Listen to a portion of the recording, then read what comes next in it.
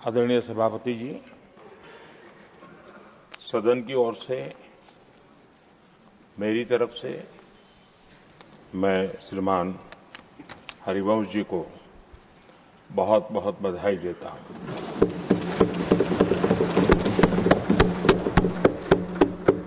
और शुभकामनाएं भी देता हूं।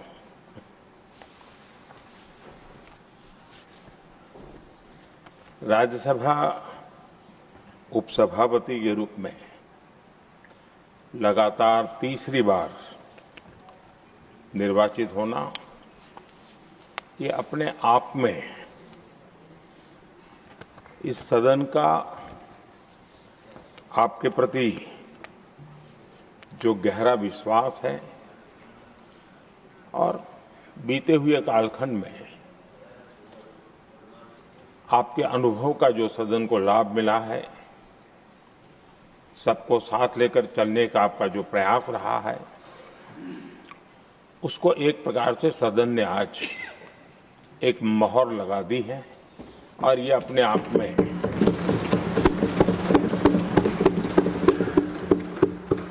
ये एक अनुभव का सम्मान है, एक सहज कार्यशैली का सम्मान है और एक सहज कार्यशैली की स्वीकृति भी है।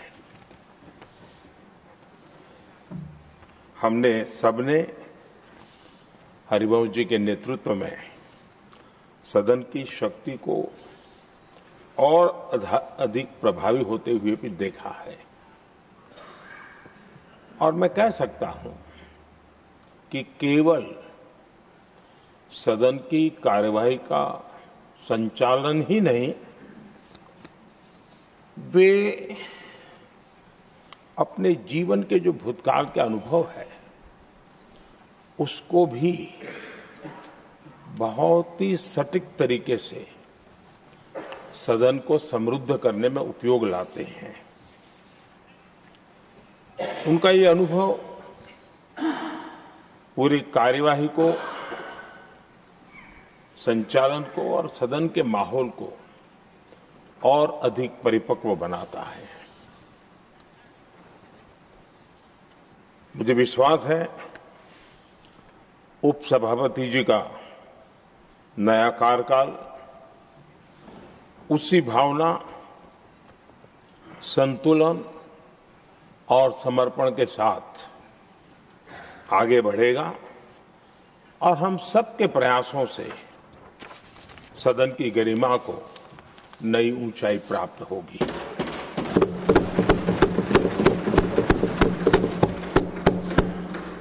आदरणीय सभापति जी, हरिवंश जी का जन्म जेपी के गांव में हुआ और सहज रूप से ग्रामीण पृष्ठभूमि के कारण उन्होंने अपने गांव के विकास में विद्यार्थी काल से भी कुछ न कुछ करते रहे। उनकी शिक्षा दीक्षा काशी में हुई और इन सारे विषयों पर मुझे भूतकाल में बोलने का अवसर मिला तो मैं काफी कुछ कह चुका हूं, इसमें से आज उसको दोहराता नहीं हूं। एक बात का उल्लेख आज जरूर मैं करूंगा। आज 17 अप्रैल है और 17 अप्रैल 1927 हमारे पूर्व प्रधानमंत्री चंद्रशेखर जी की जन्म जयंती भी है।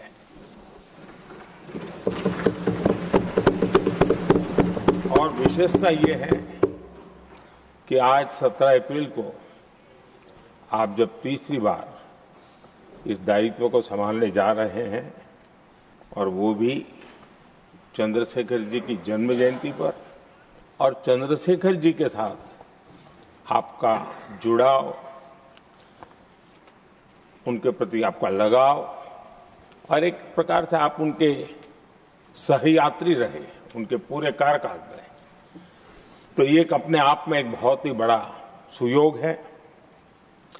आपने चंद्रशेखर जी के जीवन पर किताबें भी लिखी हैं और चंद्रशेखर जी के एक बृहद जीवन को नई पीढ़ी तक पहुंचाने का एक बहुत बड़ा काम भी आपने किया है और इसलिए आपके लिए एक बहुत बड़ा विशेष अवसर बन जाता है कि चंद्रशेखर जी की जन्म जयंती पर आपका तीसरा कार्यकाल का प्रारंभ।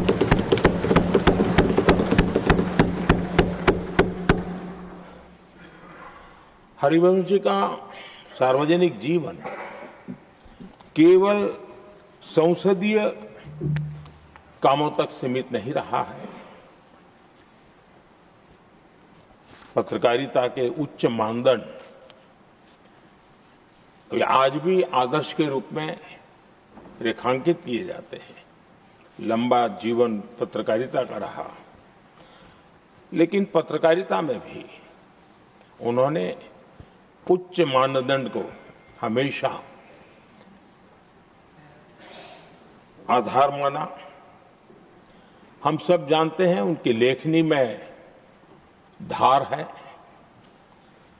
लेकिन उनकी वाणी में और व्यवहार में सौम्यता और शिष्टता भरी भरी रहती है। ये अपने आप में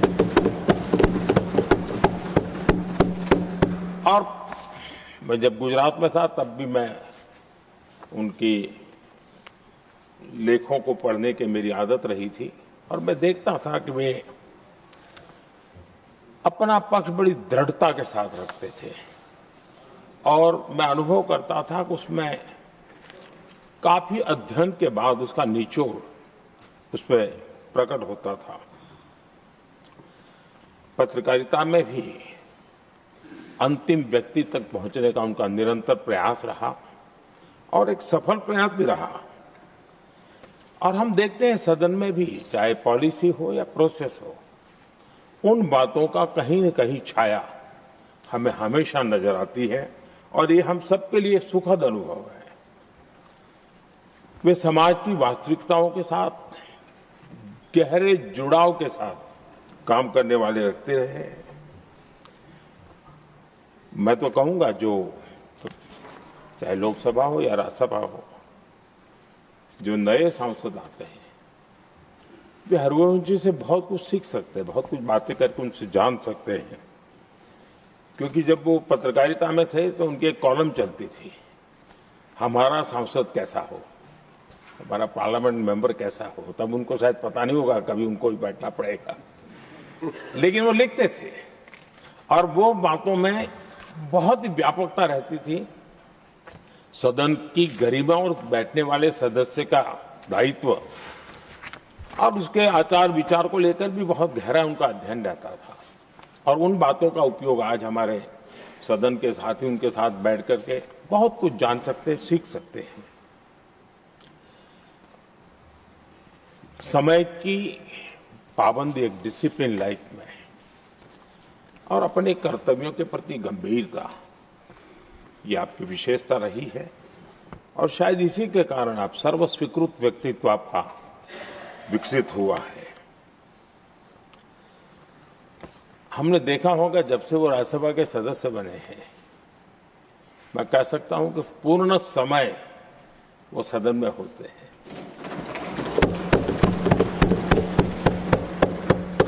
सभापति जी की अनुपस्थिति में सदन को संभालने का काम तो करते ही हैं, लेकिन बाकी समय भी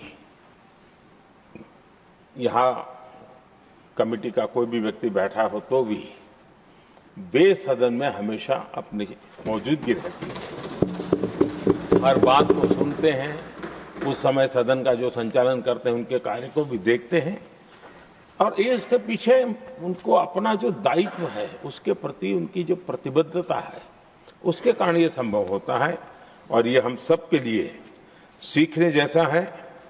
और मैंने देखा है कि वो पूरा समय इन चीजों के लिए वो खपा देते हैं। आदरणीय सभापति जी, उपसभापति के तौर पर सदन को कैसे चलाया, सदन में सदस्य के तौर पर क्या योगदान दिया, इस बारे में हम स्वाभाविक रूप से एक सकारात्मक चर्चा करते रहते हैं। लेकिन सदन के बाहर जनता के बीच वो कैसे अपने लोकतांत्रिक और सामाजिक दायित्वों को निभाते हैं, ये भी हम सार्वजनिक जीवन में जो लोग हैं उनके लिए सचमुच में ध्यान आकर्षित करने वाले विषय हैं और हमने उसको देखना चाहिए। मैं अपने अनुभव से कह सकता हूं उनके काम सराहनीय तो है ही, अनुकरणीय भी है। हमारा देश युवा देश है और मैंने देखा है कि हरिवंश जी ने अपने समय का उपयोग सबसे ज्यादा युवाओं के बीच में बिताना पसंद किया है। युवाओं को में लगातार गंभीर विषयों पर जागरूकता बने, एक प्रकार से लोक शिक्षा का काम निरंतर चलता रहे, ये अपने आप में वो लगातार करते रहते हैं। वो देश भर में उनका भ्रमण रहता है।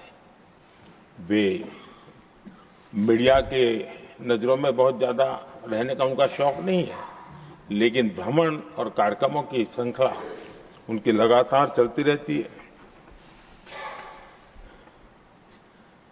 2018 में जब उन्होंने राज्यसभा के उपसभापति की भूमिका निभानी शुरू की, उसके बाद जो मेरी जानकारी है, कॉलेजेस और यूनिवर्सिटीज में 350 कार्यक्रम किए हैं।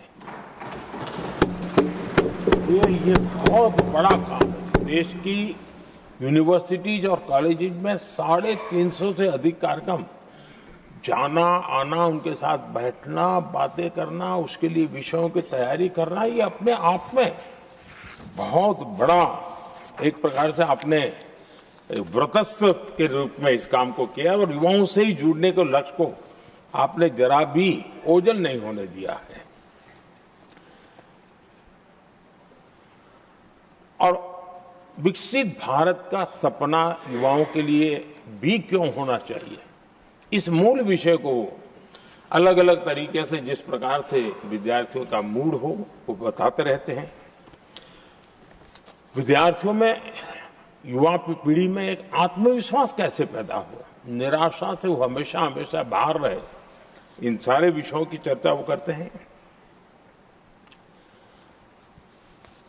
उनके कुछ ऐतिहासिक रेफरेंस के साथ बात करते हैं कि हम ऐसे क्या कारण है कि हम जितनी तेजी से जाना चाहिए था आगे नहीं जा पाए, अब अवसर क्या आया है, सारी बातें वो, और देश कितनी बड़ी छलांग लगा सकता है, ऐसे का आत्मविश्वास भरने का काम उनके द्वारा होता है।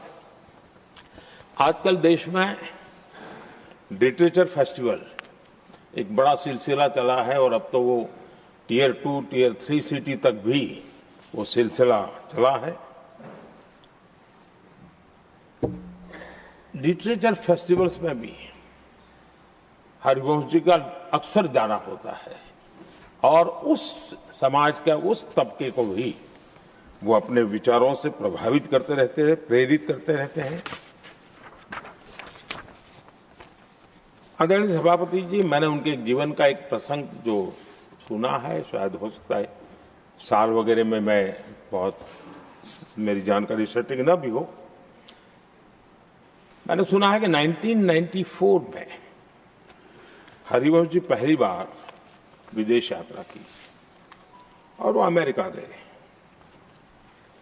जब अमेरिका गए तो अपने तय कार्यक्रमों के अलावा जब उनसे पूछा गया कि आप कहीं और जाना चाहते हैं, कुछ करना चाहते हैं, तो उन्होंने आग्रह से कहा कि मैं जरूर, ये विकसित देश है तो मैं उसकी यूनिवर्सिटीज को देखना समझना चाहता हूं, वहां की ऐसी कौन सी शिक्षा और कल्चर है जिसके कारण ये देश इतना आगे बढ़ रहा है।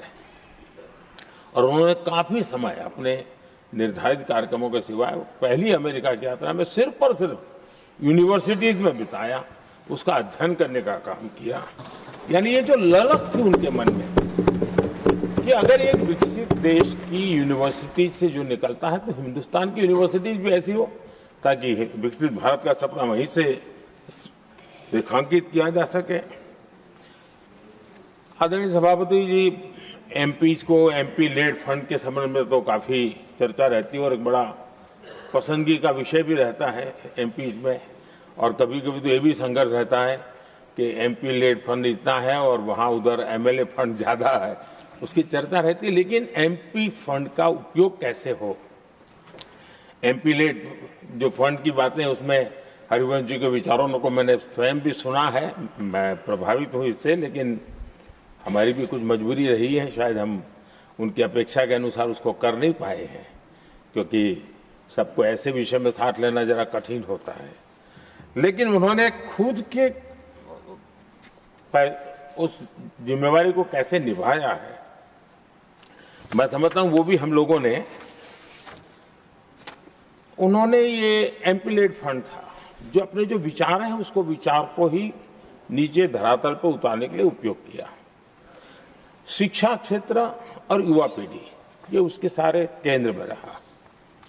एमपी लेड फंड उन्होंने इस्तेमाल करने के लिए एक मिसाल पेश की है। उन्होंने विश्वविद्यालय शिक्षण संस्थानों में ऐसे अध्ययन केंद्र स्थापित किए और उसका प्रभाव लंबे अरसे तक रहने वाला है। और उसमें भी उन्होंने प्रोजेक्ट ओरिएंटेड समस्या के समाधान को केंद्र में रखा।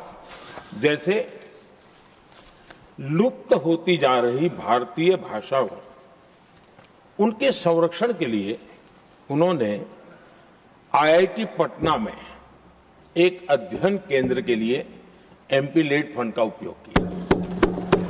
तो उस काम को वो लगातार वहां हो रहा है। एक और उन्होंने काम लिया, जो बिहार में कुछ क्षेत्र है जहां भयावह भूकंप की घटनाएं घटती रहती है। नेपाल में भी छोटा सा भूकंप आ जाए तो भी इस क्षेत्र को प्रभावित करता है। इस काम को ध्यान में रखते हुए उन्होंने एमपी लेड फंड से सेंटर फॉर अर्थक्वेक इंजीनियरिंग के रूप में एक स्टडी सेंटर रिसर्च के लिए खुलवाया है। यानी वो स्टडी का काम करना, रिसर्च करना, उस पर लगातार काम कर रहा है। हम जानते हैं कि जैसा मैंने कहा, जयप्रकाश जी का गांव सिताब दियारा, हरिवंश जी वहीं हैं और वहां गंगा और घाघरा दो नदी के बीच में एक गांव है। तो हमेशा ही जल के कारण जो कटाव की समस्या रहती है वो गांव परेशान रहता है और नदी धारा भी बदलती रहती है तो विनाश भी बहुत होता रहता है। उसको भी ध्यान में रखते हुए उन्होंने एमपी लेड फंड से इसके वैज्ञानिक अध्ययन के लिए उन्होंने पटना की आर्यभट्ट नॉलेज यूनिवर्सिटी में एक नदी अध्ययन केंद्र खुलवाया है। पटना के ही चंद्रगुप्त प्रबंधन संस्था में वो business incubation and innovation centre बनवा रहे हैं। एआई के उस दौर में मगध विश्वविद्यालय में आर्टिफिशियल इंटेलिजेंस सेंटर बनाया है। यानी एमपी लेड फंड का एक निर्धारित दिशा में काम कैसे किया जा सकता है, इसका एक उदाहरण आपने प्रस्तुत किया है। आदरणीय सभापति जी, हम सभी ने अनुभव किया है कि लोग जब अपने गांव से स्थानांतरण करते हैं, दूसरे शहर में जाते हैं, तो जीवन में एक प्रकार से गांव से कट जाते हैं। हरिवंश जी का जीवन आज भी गांव से जुड़ा रहता है, अपने गांव से जुड़ा रहता है। वो लगातार वहां के सुख दुख के साथी बन करके वो अपना जो भी कंट्रीब्यूशन कर सकते हैं वो करते रहते हैं। आदरणीय सभापति जी, जिस संसद की नई इमारत में बैठे हैं उसका जब निर्माण कार्य चल रहा था तब मुझे उनके साथ निकट से काम करने का अवसर आया और मैं अनुभव कर रहा था कि जो विचार मेरे मन में आते थे मैं हरिवंश को कहता था, हम ऐसा करें तो कैसा होगा। 2 दिन में वो बराबर परफेक्ट उसके लेके आते थे। कहीं नामकरण करना है, उसके पहचान इस सदन की कैसे बने, तो काफी कुछ कंट्रीब्यूशन सदन के निर्माण में, उसकी आर्ट गैलरी में, विभिन्न द्वार के नाम रखने हो, यानी हर प्रकार से मेरे एक साथी के रूप में हम दोनों को और मुझे बड़ा आनंददायक रहा वो अनुभव काम का। आदरणीय सभापति हरिवंश जी के सदन को चलाने की कुशलता को तो हम भली भांति देखे हैं, लेकिन साथ साथ उन्होंने राज्यों की विधानसभाएं, विधान परिषदें और वहां जो प्रिसाइडिंग ऑफिसर्स हैं उनको भी कैसे मददरूप होना, उनके लिए किस प्रकार से आवश्यक उनके ट्रेनिंग के लिए काम किया जाना, उसके लिए भी काफी समय दिया और उन्होंने लगातार उनके लिए समय दिखाया। कॉमनवेल्थ पार्लियामेंट्री एसोसिएशन में भी उन्होंने भारत की डेमोक्रेटिक व्यवस्था की छाप छोड़ने में बहुत बड़ी सक्रिय भूमिका निभाई है। मुझे पूरा विश्वास है कि 21वीं सदी का ये दूसरा क्वार्टर ये सदन को बहुत कुछ कंट्रीब्यूट करना है, देश को प्रगति के पथ पर ले जाने में, विकास के लक्ष्य को प्राप्त करने में मुझे विश्वास है कि सदन के द्वारा बहुत कुछ होगा और उसके कारण पीठाधीश सबका दायित्व बहुत बड़ा होता है। हम सबका बड़े विश्वास से मैं कह सकता हूं कि सभी साथी आप जो चाहते होंगे उसको पूरा करने के लिए सहयोग करते रहेंगे और आपके काम को कठिनाइयों में न परिवर्तित करें, इसके लिए ताकि आप ज्यादा आउटकम दे सकते हैं। और मुझे विश्वास है सब लोग इसको करेंगे। और मैंने पहले भी कहा था कि हरि कृपा पर है सब कुछ और हरि तो यहाँ के भी है, हरि वहां के भी है और हरि यहीं बैठेंगे, तो हरि कृपा बनी रहे, इसी एक अपेक्षा के साथ मेरी आपको बहुत बहुत शुभकामनाएं हैं।